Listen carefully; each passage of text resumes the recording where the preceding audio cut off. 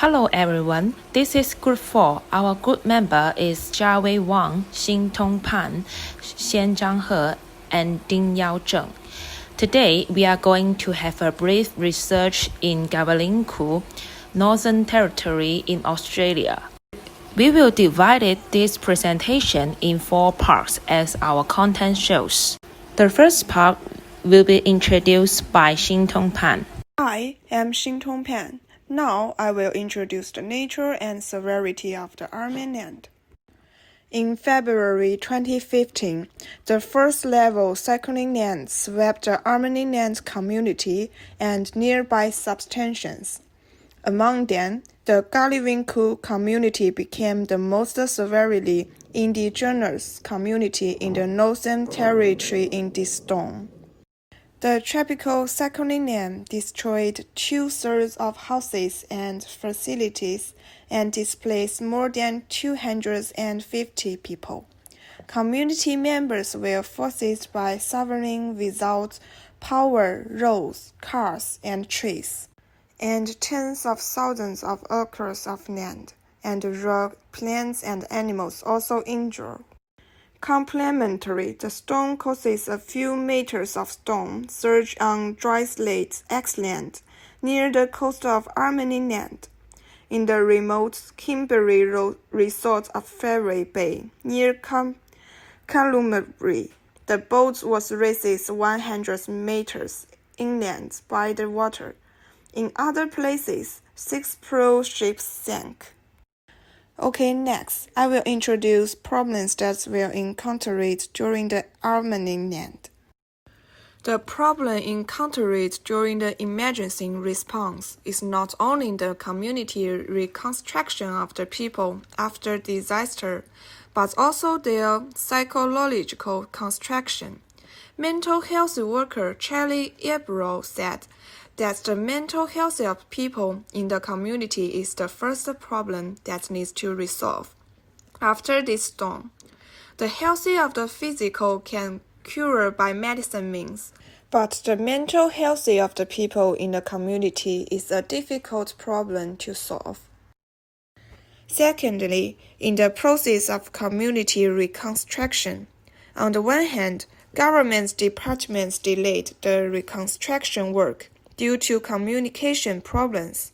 On the other hand, the actual request funds exceeded the budget. The original discussion was $19 million, and the final investment far exceeded $19 million. Besides this, the lack of supplies is also a thorny issue after the disaster. Stores have to struggle not only with food, but also with household appliances that were damaged by the storm. Next, let Kelvin present. Hi, I'm Zheng Dingyao Kelvin, Assistant Program from Government and Humanitarian Organizations. First, relocating the displaced families in Gualinkou from temporary housing to rebuilding cluster housing and repairing non-structurally damaged house. Secondly, the communities and recovery workers hope that the risk of reconstruction can generate economic benefits through long-term operations, such as indigenous artistic creation and performance, as much as possible from local procurement of building materials and so on. Then the budget for repairing public house exceeds the stand, and it is hoped that the balance will be achieved through the eventual restoration of indigenous affairs. Next, provide comprehensive training to improve the employment skills of indigenous people. Encourage young interns to involve more indigenous people in various construction work. For example, painters, performers, local building material suppliers, and so on. Finally, create as much as job possible. So next part, strategy used by emergency in response to the emergency. So first, focus on housing, reacting temporary temps to move to detachable buildings. So next will be separate two parts, building new house and repairing structurally damaged house. Next part will be introduced by Wang Jiawei. Thank you. Hello everyone, I'm Kerry.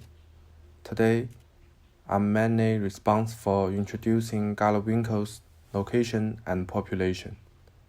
Firstly, let's talk about Galawinkle's location. Galawinkle is the largest community in northwestern Arnhem-Land, which also has several homelands and outstations, and was established in the 1940s as a Methodist mission. Is 550 kilometers northeast of Darwin and 150 kilometers northwest of Nanboy. Next, I want to talk about Galawinkle's population. Galawinkle has over 2,000 people, with 90% being young indigenous people. It's also a useful community, with 44% of Galawinkle's population being younger than 20. The community prides itself on its maintenance of cultural values, and there are up to 22 different language dialects spoken on the community. Now, I'd like to hand over to my partner Sally. She will introduce the last section about art in the Galawinkle. Hi, I'm Sally. I want to share some information about art in Galawinkle. Both West and East Arnhem-Land's connection to Aboriginal culture is strong and perfectly interwoven into the experience available. We can have a deeper appreciation for the history of this land and the connection to its people. Galawinkle in the Arnhem-Land is attractive of its culture. Art in Galawinkle is significant in its culture. Based on our research, the local art center showcases some of the unique art being produced in the region. Also, the local art center supports the local artists to help them to create more works. After the disaster in Galawinkle, reconstruction is presented in Galawinkle. Also, artists in Galawinkle make contribution to the reconstruction. The enthusiastic indigenous painting team in Galawinkle awake early each morning and put on their brightly colored uniforms, eager to continue their works painting houses in the community's new housing subdivision. The indigenous painting team, led by local painter Gary Baker, is supported through the Department of Families, Housing, Community Services, and Indigenous Affairs and the government, through the National Partnership Agreement on the Remote Indigenous Housing.